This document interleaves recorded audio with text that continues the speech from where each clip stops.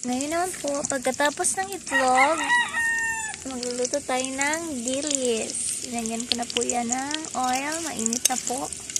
Tapos yung dilis natin.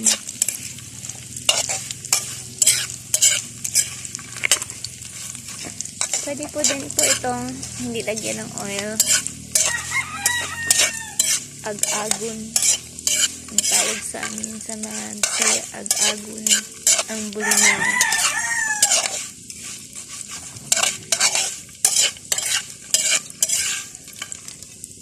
So, ang ulam natin for today ay itlog at saka dilis.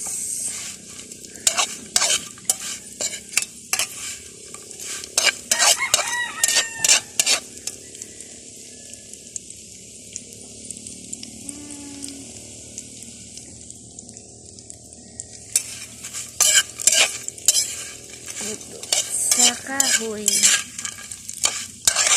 Hindi ko uso sa amin yung mga sosyal na lutuan.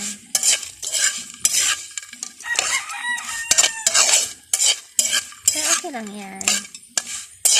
Importante, nakaluto tayo, makakain tayo. Maya-maya ay akin na itong hahanguin.